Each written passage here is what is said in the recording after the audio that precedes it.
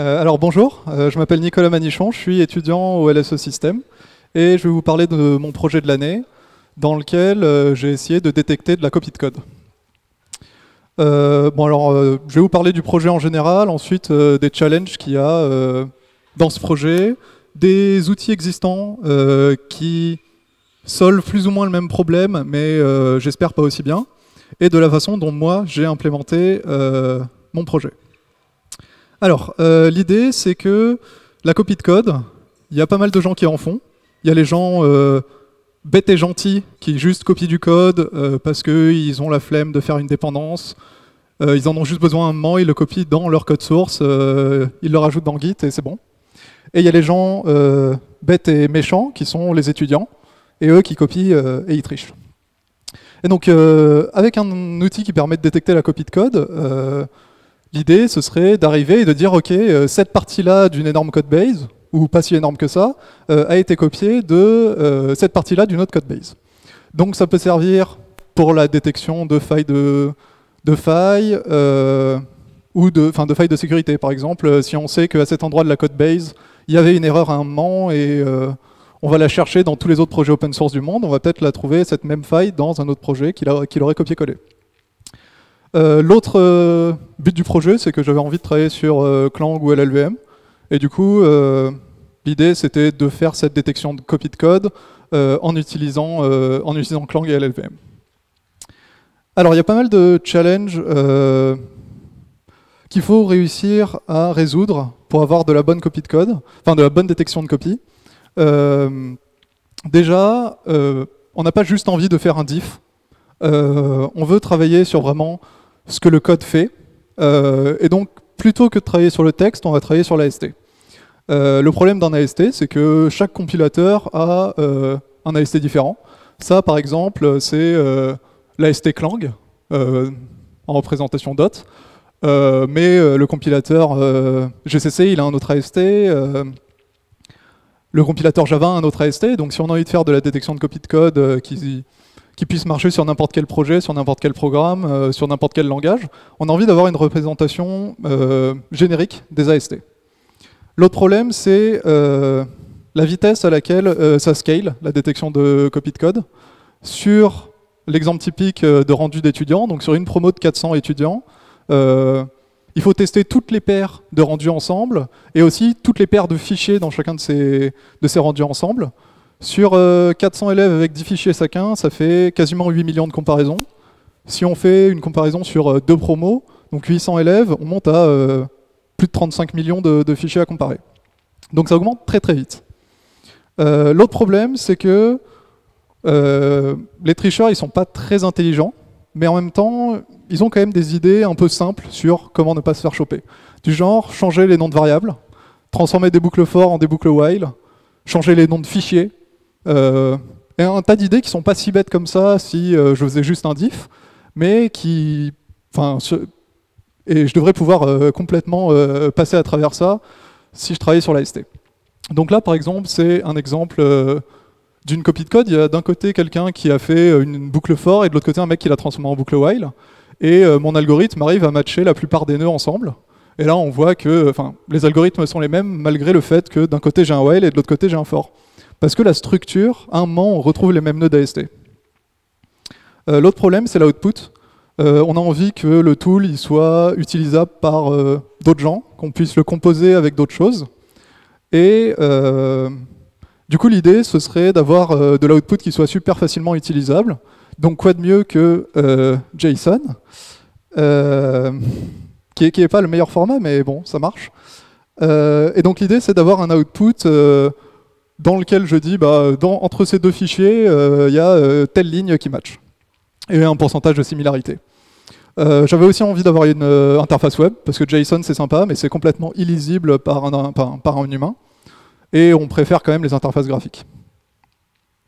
Alors il y a déjà des outils qui existent, qui font ce que je fais, en tout cas qui essayent.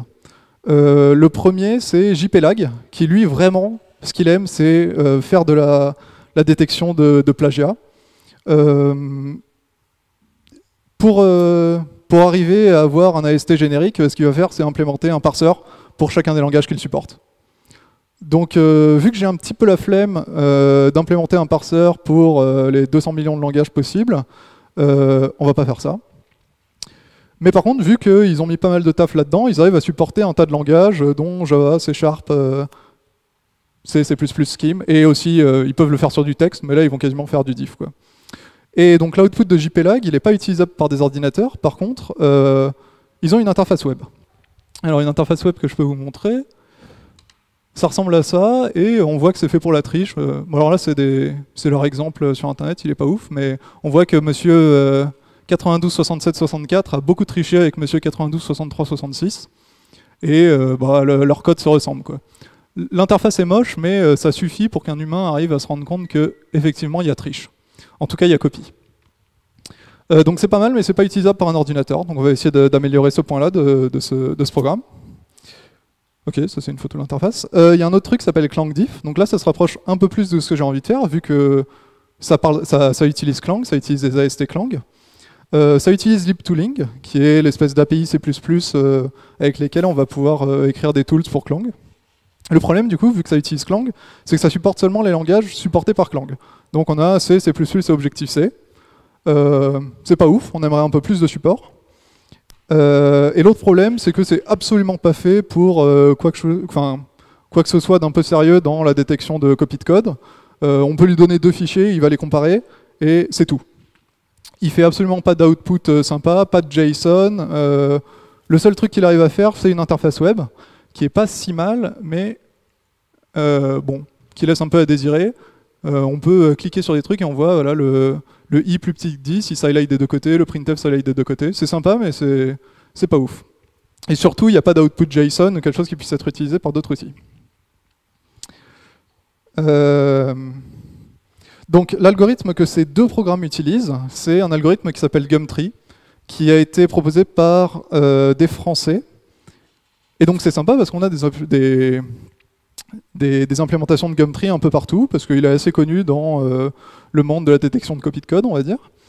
Et ce qui est sympa, c'est que donc, vu qu'il a été publié, il y a du pseudocode dans un papier, il y a une implémentation de référence sur GitHub, et il y a ClangDiff et JPEG qui l'implémentent.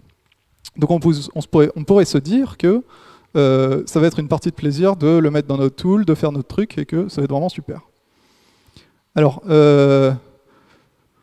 est-ce que j'en parle maintenant? Je vais en parler maintenant. Le problème, c'est que c'est pas si simple que ça. Le pseudocode du papier est complètement pété. Les implémentations de référence sur GitHub, celles des gens qui ont écrit le papier, c'est une usine à gaz Java avec des factories de factories de factories, des millions de fichiers, du code différent du pseudocode, vu que le pseudocode est complètement pété. JPEG, c'est aussi un truc en Java complètement énorme. Et il nous reste ClangDiff. ClangDiff qui était un projet de JSOC d'un mec, et on voit dans ses reviews de code, il dit j'ai rien compris au pseudocode, il marche pas, donc j'ai fait comme ça. Donc en fait, Gumtree Algorithm, c'est plus du guessing complet. J'ai fait un truc qui y ressemble, le mec de ClangDiff a fait un truc qui y ressemble, et les gens de JPEG ont fait un truc qui y ressemble. Et bon, ça a l'air de pas trop mal marcher. Alors, l'idée de l'algorithme, c'est qu'il marche en deux phases. D'abord, on descend et on essaye de matcher de façon greedy. Comment est-ce qu'on dit en français? Glutton. Donc on check en fait, on descend l'arbre, on descend les nœuds qui ont la même hauteur, et dès qu'on en voit qui sont isomorphiques, on les matche ensemble, ce qui semble faire du sens. Ensuite, on remonte l'arbre, et si on voit qu'un nœud a 5 enfants qui sont matchés dans l'autre arbre, on peut se dire, enfin 5 enfants sur 6 par exemple, on peut se dire, ah tiens, ça fait quand même 90% de nœuds qui sont identiques, bon, on va dire que c'est les mêmes, et on les matche ensemble. Avec ça, ce qui a l'air assez simple, on arrive à tomber sur O n carré de runtime. Ça vous semble pas un peu bizarre qu'on tombe sur O n carré alors qu'on fait des checks d'isomorphisme à tous les stops? Oui. L'idée, c'est que au lieu de faire un check d'isomorphisme dans lequel on va devoir descendre dans tous les enfants à chaque fois, on fait du pré-processing avant, où en partant du bas de l'arbre, on va remonter et calculer un hash pour chacun des nœuds, un peu comme un Merkle tree, si vous voyez ce que ça fait. Alors dans l'idée, l'algorithme sur ces deux arbres-là, dans la partie descente, on va comparer les nœuds qui ont la même hauteur. Dès qu'on en trouve qui sont identiques, on fait les flèches bleues qui sont les mappings parfaits, on va dire, quand on descend, et on a trouvé deux arbres isomorphiques. Donc ici, on a de la chance, c'est l'exemple de la boucle for et de la boucle while. Tout ce qu'il a fait, c'est changer la boucle for en une boucle while. Il y a la plupart des nœuds qui matchent, et ensuite on peut dire tout va bien. Maintenant, ce qu'on pourrait faire, c'est remonter. Donc la partie remontée n'est pas montrée sur le graphe, mais ici, on pourrait remonter et voir que ce nœud while ici, il a ces deux enfants qui sont matchés de l'autre côté de l'arbre en enfants de for. Et donc en fait, l'algorithme va matcher le while et le for en disant ok, on a une bonne partie des enfants qui sont partagés, il y a de grandes chances que ce soit la même chose. Alors ça c'est un exemple de comment est-ce qu'il marche pas l'algo. Donc ça c'est extrait du magnifique papier qui nous a été proposé par les Français. Ici on a une braquette qui s'ouvre, enfin pardon, on a ça qui s'ouvre ici, qui se ferme ici, mais à l'intérieur d'un truc comme ça qui se ferme là-bas. Enfin, il y a un problème. Et ici, ça c'est vraiment le cœur de l'algorithme, l'endroit où on vérifie si deux nœuds sont isomorphiques. Et il se trouve que si deux nœuds sont isomorphiques, eh ben on les ajoute pas à notre liste de nœuds isomorphiques. Ce qui est dommage, on ajoute seulement leurs enfants. Donc ça marche juste pas. Et c'est le genre de choses sur lequel le gars de GSOC est tombé et a dit mais c'est n'importe quoi, je vais rajouter un ajout dans une liste. Ok, donc alors pour avoir un AST qui soit complètement... comment dire? Je trouve pas mes mots. Qu'est-ce que j'avais dit? Un AST? Générique. Un AST générique, l'idée c'est d'utiliser des S-expressions, parce qu'on ne peut pas faire beaucoup plus générique que ça. Et c'est assez facile de transformer un arbre en S-expression, et c'est assez facile de transformer une S-expression en arbre. Donc l'idée c'est d'écrire un tool qui utilise Clang, qui se balade sur l'AST et qui le dump en S-expression. Pour faire ça, j'ai pas utilisé le visiteur de Clang parce qu'il me donnait pas vraiment assez de contrôle sur les moments où j'avais envie de récurser dans les enfants. Et donc j'ai fait les miens, mais c'est vraiment super simple, c'est afficher des parenthèses au bon moment, quoi. Donc par exemple, pour ce programme-là, on va sortir une S-expression qui ressemble à ça, et on a tous les nœuds qui nous intéressent. Alors ce qui est bien, c'est qu'on peut aussi supprimer les nœuds qu'on veut pas. Par exemple, si on se dit que les tricheurs sont pas trop débiles et ils changent les noms de variables, on peut virer les noms de variables. Et donc ils rentreront pas en compte dans la comparaison. Si on se dit qu'ils vont changer les noms de fonctions, on peut virer les noms de fonctions. Et un tas de trucs comme ça. Pour avoir un output bien, ce qu'il nous faut aussi, c'est avoir un dump des informations de localisation. Donc pour chaque nœud, en fait, dans un autre fichier, je sors la position auquel la position dans le fichier du nœud. ASTDiff, c'est l'autre partie du programme. C'est quelque chose qui lit des expressions et qui les compare. Pour comparer du C et du C++, plus spécifiquement, j'ai fait un truc qui encapsule à la fois stdiff et ClangsExpression et qui va juste trouver des compile comments.json et toutes les compiler, toutes les transformer en S-expression et toutes les comparer en utilisant le plus de cœur CPU que possible. Et j'ai fait un autre script qui sort les résultats dans une interface web. Donc par exemple, là si j'ai envie de lancer ça sur des gens, il va d'abord créer des S-expressions pour tous les fichiers C qu'il trouve, et ensuite, là, il n'y a même pas... je sais pas combien est-ce qu'il y a de rendus. Il doit y avoir une trentaine de rendus, non, beaucoup plus quand même. Enfin, pas mal de rendus, et on a quand même 20 000 combinaisons à comparer. Donc ça monte assez vite. Sur 800 rendus, j'avais dit, c'est 38 millions, ou un truc comme ça. Et ensuite, l'idée, c'est du coup, j'ai un script Python qui va me sortir un output sympa, sur lequel on va pouvoir comparer. Donc ça c'est stdiff, il sort du JSON, ça c'est mon dispatch, il sort un truc énorme avec, il compare chacun des directories et il sort des similarités. L'output que j'ai c'est ça, donc là c'est sur un repo des étudiants, d'Epita, et je sors le nombre de lignes qui matchent. Donc ça par exemple on voit que sur un projet Epita, 1300 lignes qui matchent, ça n'a pas l'air normal, mais tout va bien parce que c'est un redoublant qui a juste rendu le même projet 2 fois. Donc on va dire que ça passe pour cette fois.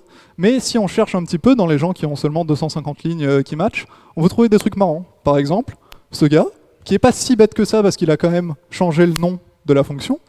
Mais bon, sa linked list, elle ressemble beaucoup à la linked list de son pote.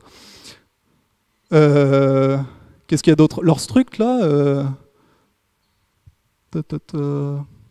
Où est-ce que c'est? Ouais, on a des structs qui se ressemblent pas mal. Et d'ailleurs, on peut voir que c'est sûrement ce mec qui a triché sur celui-là, parce que lui, il handle 4 options et lui, il en handle 10. Donc on peut trouver des trucs intéressants. Là encore, check.c contre main.c. Donc il a quand même changé le nom d'un fichier. C'est pas mal, c'est pas bête, ça suffit pas. Donc ça, ouais, on peut dire qu'il y a triche. En tout cas, ça vaut le coup d'aller regarder.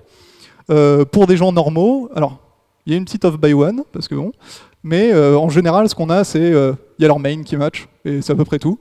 Parce que bon, le main, on va dire que tout le monde a plus ou moins le même prototype, on va pas trop les embêter. Pour ce qui pourrait être de la triche, mais peut-être pas, on a des gens qui vont avoir par exemple des fonctions genre str4, strlen et tout qui vont matcher, mais ça c'est bon, on va pas dire que c'est de la triche. Donc c'est quand même pas complètement automatique, tous les gens qui sont dans cette liste n'ont pas forcément triché, mais ça donne une bonne idée. Ok, donc en conclusion, ce projet était assez intéressant parce que j'ai pu faire ce que je voulais faire, c'est-à-dire utiliser Clang, LLVM et libtooling. J'ai eu un patch qui a été merge en Clang, et j'en ai un deuxième qui est en cours, avec de la chance. Ce qui me reste à faire sûrement dans le projet, c'est peut-être plus d'options dans Clang Expression, malgré le fait que ça me semble assez complet pour ce que j'utilise, enfin ce dont j'ai besoin. Il y a toujours le problème du code qui compile pas. Mettre w-no-error, ça suffit pas. Ça en fait compiler un peu plus, mais ça suffit quand même pas. Et bien sûr supporter plus de langages, parce que Clang Expression, bah, c'est un peu le même problème que Clang Diff, il supporte Objective-C, C, C++. Voilà. Est-ce que vous avez des questions?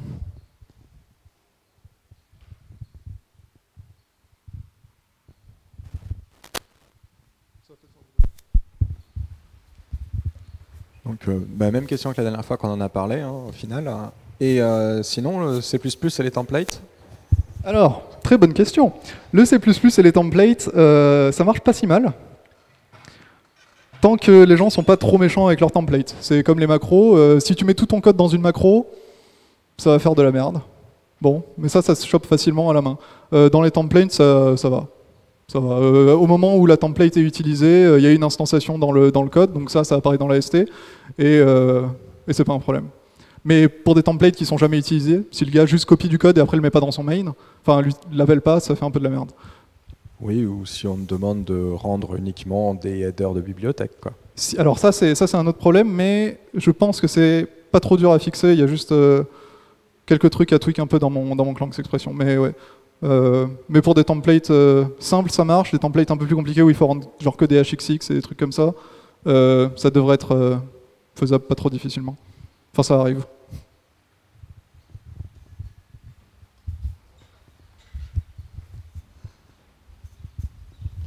Okay.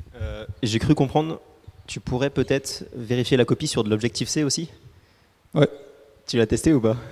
Non, parce que bon, Objective-C, c'est pas le langage qui m'intéresse le plus là en ce moment, mais. Mais ça pourrait marcher. Ouais, en théorie, ouais. Ton rendu iOS de ton électif, je pourrais vérifier des choses. Très bien, c'est tout ce que je voulais savoir. Si plus personne n'a de questions, merci de m'avoir écouté.